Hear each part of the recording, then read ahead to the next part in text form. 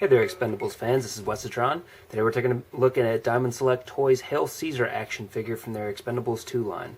This figure just came out a few weeks ago, and this is its packaging. We already kind of looked at the packaging with Barney Ross, so I'm not going to go over too much. I'll just give you a quick shot of the front. And take a look at the back again. Same back, same card back. Same bubble and everything. Really, the only thing that they change is the name on the front. So that's pretty much it. Let's get them out of packaging. Real quickly, I just wanted to show you guys what I was talking about before with the weapons being behind this. You can see you kind of have to destroy it a little bit to get the weapons out, which is a bummer for people who are wanting to save the packaging. But this is a huge problem for me. There's the pistol there. Here's his knife. Look at the way that knife is bowed in the packaging. That's ridiculous. They didn't cut a hole big enough in the bottom here for the blade to slide down into it. So this knife is completely bowed out. It's 2012, guys. People know how to put things in packages, and this is an adult collector line. There's no reason your weapons should be warped getting them out of the package. But I wanted to show you guys that. That's definitely going to get this review off on the wrong foot. So, yeah, there it is. So here we have Hale Caesar out of packaging with the illustrious Terry Crews at the helm of the character. If you don't know who Terry Crews is, he also played Cheeseburger Eddie in the, what was it, The Longest Yard, and he was Damon in Friday After Next, I believe it was. So, very, very funny guy, very cool character, larger than life. Oh, he's also in the Old Spice commercials, I think. I think it's Old Spice. It's one of the commercials for deodorant. Very nice action figure. I think I'm digging on this one even a little bit more than Barney, even despite the ridiculous knife situation, which is absurd. I'll get it out again. The plastic of the holster is very tough, but that knife is warped really badly, so I'm probably going to have to boil this and see if I can get that to flatten out, which is a shame. But I'm not even sure it would fit his hands anyway, because he's got pretty large hands, but we can take a look at that in a minute. So, that's the knife, which I kind of showed a little bit ago anyway, but I just want to get you a good look at it. Very nice work there. Pistol is the same one that came with Barney. Just looks like a SIG. So, you know, it's got a nice textured grip, and the slide seems to have all the appropriate buttons and everything, so everything looks great there. Not that, you know, Hale Caesar's ever going to have a pistol in his hand. Come on, man. This guy is all about the Auto Assault 12. The AA-12 is a fully automatic shotgun, or I believe it's fully automatic, not semi-automatic, but basically it uses this big drum full of shotgun rounds, and the barrel here absorbs most of the recoil from every shot. So basically when you fire, the barrel shoots back, but the weapon does not. So normally you'd fire a shotgun and go boom. Well, in this case, it goes boom, boom. So there's very little recoil in here. So you can, that's why he's able to just blast people in the hallways and stuff, because this thing doesn't give off much recoil. It just basically goes boom, boom, boom, boom, boom, really fast. It's a very, very powerful weapon. It's used for breaching and wiping out rooms very quickly. So they reproduced it very faithfully. There's the ejector right there. Magazine looks great. This would be maybe, what, 30-round drum? I'm not sure on that. There's a tack light on the front. Sights, like you need to aim this thing. But yeah, this looks great, and it luckily fits in his hands very well. You could see even one-handed, he does have a separate trigger finger, so it slides in and stays in very well. So it's clipped in well. Now let's see if this knife would actually fit in his left hand. No, it doesn't really fit in his left, and it's definitely not fitting in his right, unless, I wonder if you can hook that. Yeah, you can kind of hook the knife underneath the finger there. So if you wanted to get him just looking kind of scary or mean or whatever, very cool. So, enough talking about the weapons, let's talk about the action figure. This guy looks really nice, I gotta say. As far as I know, this is the first action figure for Mr. Crews.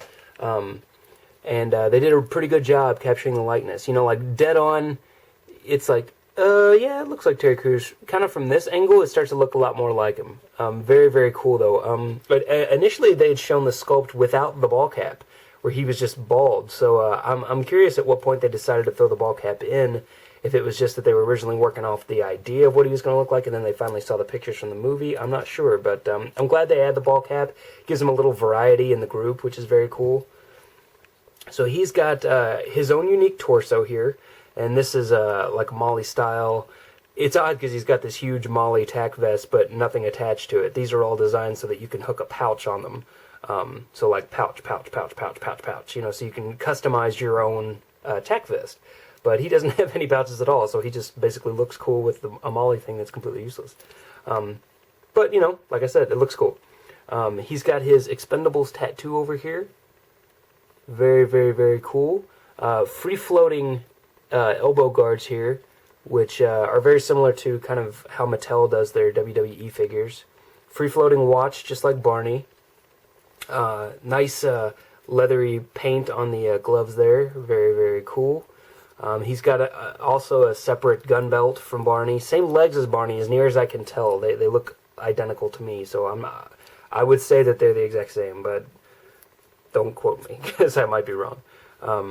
I didn't mention on Barney that when his legs do move forward, his pocket here actually blocks the articulation from moving back very far. So you can't move the legs back. If I was going to customize this, I'd probably cut those off completely just to retain that backward motion so you can get better poses, because then you can get wider leg stances. But anyway, drop-down holster. Drop-down just means it attaches to the belt and then straps to the thigh. So that's what, when people say drop down, that's what it means. There's no stitching on this one, which is kind of neat. It gives it a kind of its own unique flair. It's a little different. It's got like, it's much more modern than Barney's look. You know, the way this wraps around the thigh. It's almost kind of Serpa-ish, but very cool. Serpa wouldn't use the strap here generally, but neat anyway. And he's got a knife sheath here, which they did include the stitching on, which I think is pretty cool, and I really wish the knife would fit in there. So I'm really excited to try and boil that later, because it is a really cool knife, and I hope I can get that to work. His belt is also removable. You can see the button there, but I already pulled on this once. It was really hard to get it to stick back, so I'm going to try not to do that again. But yeah, free-floating knee pads here, so they are, you know, they can be moved however you need them to be, and they don't seem to hinder articulation much. And instead of a gloss for the boots here, they decided to go for a much more matted look, make them look more like nylon with a little bit of leather mixed in, which is cool because it makes him look a lot different than Barney. Articulation-wise, we've got ball-jointed neck, just like Barney's, very nice, you know, full 360 and everything. These necks are very, they're not tight, but they're not loose. They've got a very nice fluidity of motion to them. So very cool. He's got better outward motion in his shoulders than Barney does, which I'm very thankful for. It looks great. I think these arms are actually reused from Anders from the Battlestar line. I think. I'm not positive on that, which confuses me, because if that is true, I don't know why they just didn't go ahead and use his hips too, like his whole lower body, because he's got ankle articulation. I think he's got like slightly ball-jointed ankles, or at least swivels, and he's got outward hinges. So that would have been cool, since they already had the mold out anyway. But it is a true ball joint, so you can see there's some rotation up in there, which you don't really need because you've got swivel biceps here too. But I do like that it goes out further. Hinged elbows, like I said, it doesn't seem to be hindered much by the elbow pads, so about 90 degrees there. Swivel all the way around on the wrist. Swivel waist. Hinged, or if you want to call them swivel, some people call them swivel, but basically a T-crotch. Like I said, it doesn't go back at all because of the pocket, which is a shame. Swivel in the thighs. Hinged knees. And again, same issue as Barney because I think it's the same sculpt. This knee goes pretty far, and this one is hindered by the design of the sculpt.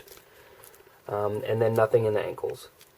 So what I like about this holster, by the way, is that because it is free-floating like this, because it's kind of its own thing, it doesn't hinder articulation at all. You can see it kind of wraps around the leg as it needs to. It moves to help you out. So that's really cool. I dig that. So this is another figure that I paid about $11 for. For $11, this figure is absolute steal. I do actually like him. See, that belt came off again. I do actually, I think, like him better than Barney. As cool as Barney is, just the slight improvement of articulation and the ability to hold his weapons without me having to do any mods is huge. The likeness is good. The weapons are pretty accurate. The A12, which I've heard by a lot of different names. When it first debuted, I know they called it the Auto Assault 12 when I saw it. But I think they've changed the name a couple times. I've seen it like the American Assault 12. I think they've even got like the AA20. And then the name of the company, I'm sorry, I don't remember the name of the company, but it also begins with an A, so I've heard it, that name, Assault 12. Now I'm having trouble getting his finger in there. Anyway, he does hold his weapons well, despite how poorly I'm doing it right now. There we go. Get that in there, and then get this hand around it. So, there we go. Very cool looking. And the knife I'll work on. But for $11, this guy is a great deal. 15, I would say he's still a great deal. 17, I would say, still a good deal. Once you start getting up into the 18 to 20 range, it's like, how big of a Expendables fan are you? Because, you know, he still doesn't have all the modern articulation. But as you can see, they're similarly sized, which Barney should be a lot smaller than Terry Crews. I don't think Sly Stallone's a really big guy. I don't even think he's 6 foot tall. So Terry Crews is huge. So scale-wise, they might be a little bit off, but you know, in the kind of spirit of Expendables, everybody's supposed to be huge anyway. So it still kind of fits, I think. But yeah, for the price I got it for, $11, from Redford Films. Definitely worth it. Absolutely excited to have this in the collection. And yeah, if you guys have any questions or comments, please feel free to hit me up below. I'd be glad to answer anything that you have a question about. When I do these, you know, a lot of times I blast through them. There's things I forget. If there's anything you'd like to know, just give me a holler. So thanks, guys. I'll talk to you later.